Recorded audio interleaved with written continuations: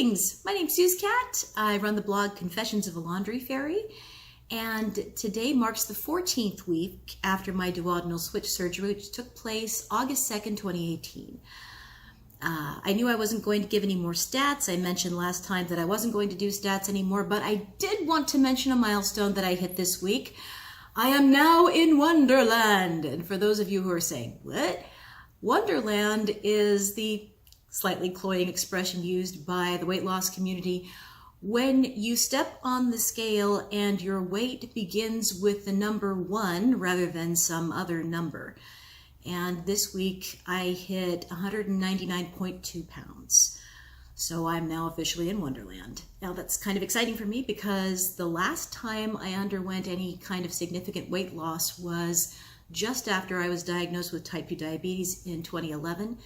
And I was able to, with diet and a certain amount of exercise, get down to about 230, 225, somewhere in there. And that was about as far as I could go, and then basically crept back up to 250. So this is unprecedented. I've never lost this much weight before as a full-fledged adult. And it's going to take some getting used to, but I'm more than willing to give it a shot. Anyway, some of the other things that I didn't mention last time, my stomach seems to be completely healed up at this point.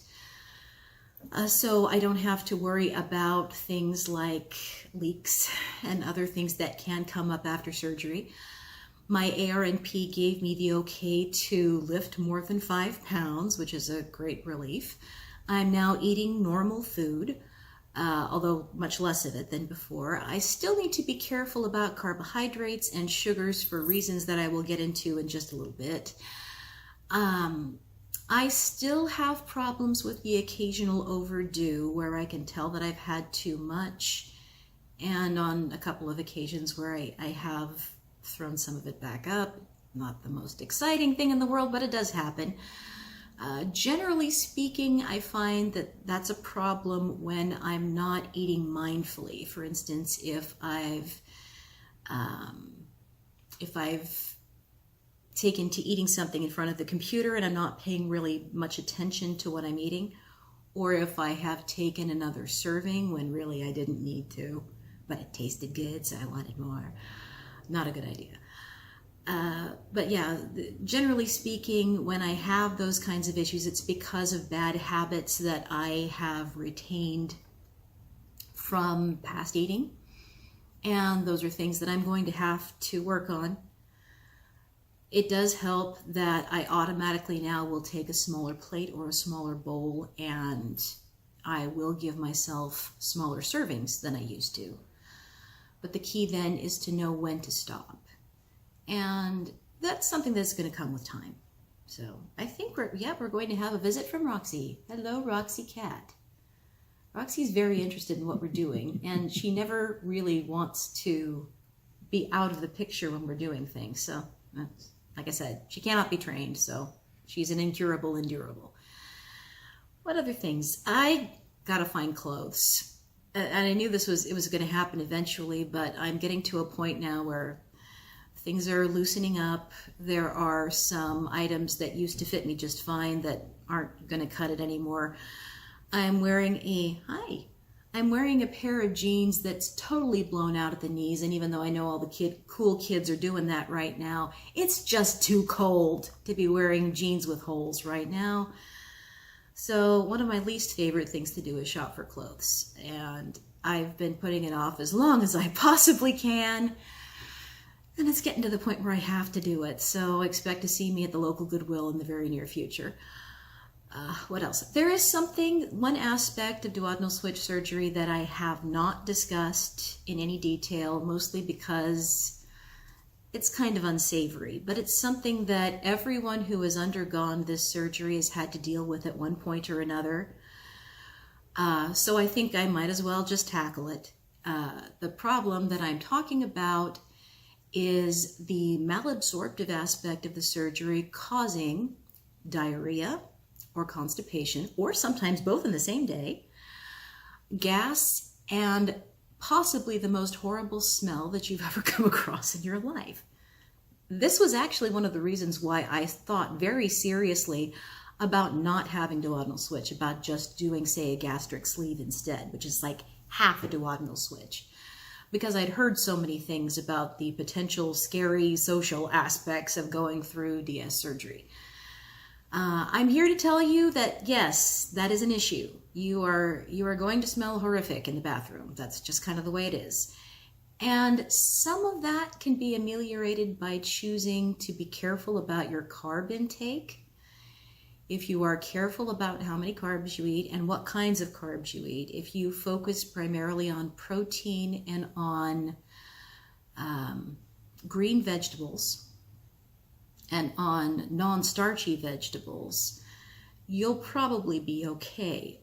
But if you eat something sugary, or if you eat something starchy or high in carbs, chances are pretty good that your body's going to say, I can't digest this properly, and you are going to have problems with gas, you are going to have some quality time in the restroom, it's not going to be fun, and you are going to smell bad.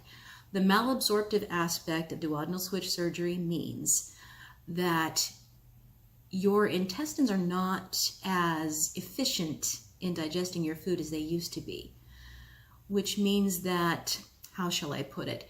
The waste product that comes out the other end is going to stink bad. And that's just how it is.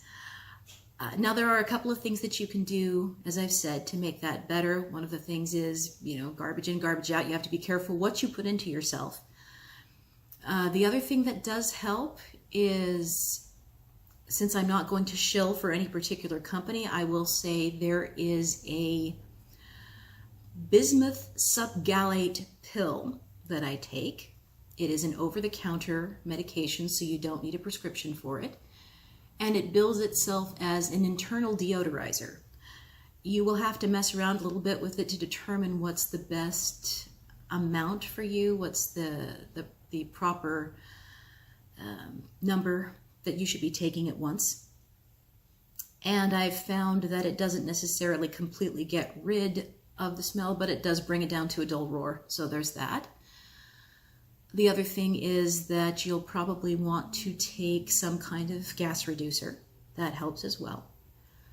But really, the first thing you want to do is be careful about what you're eating. And the second thing you want to do is realize that this is going to be an issue, especially later in the day. And make sure you have things like Lysol on hand so that if you are living with other people, you can be kind to them. And not scare them out of your home. So that's always a good thing, right? Like I said, this is not something that I really wanted to discuss, but it is important because it is an aspect of this surgery that everybody has to deal with. You talk to people who have had DS, they're all going to tell you it's an issue. That said, you probably are going to want to find a surgeon who makes sure that your common channel, just part of your surgery, is at least 150, I want to say centimeters, but maybe I'll check on that. I'll make sure that I put the right information in the description below. But make sure that that common channel is long enough, because if it isn't, you can have problems with foul body odor, which thankfully has not been an issue for me. At least no one has been brave enough to tell me. But I would strongly recommend that you talk very seriously with your surgeon about those issues before you go in and have the surgery, so that you know what to expect. Anyway, I think that's about it for this week. We don't have to go into gory detail about everything, do we? Again, my name is Soozcat. I run the blog Confessions of a Laundry Faerie, which can be found at laundryfaerie.blogspot.com. If you have questions, comments, or would like to give me advice, please make comments below. I'd be happy to respond to them. I will be out of town next week, so I probably will not be making one of these videos next week, but the week thereafter, I hope to have something else up. Anyway, I hope you had an excellent week, and I hope that the week ahead is a good one for you. Thanks for watching. Bye.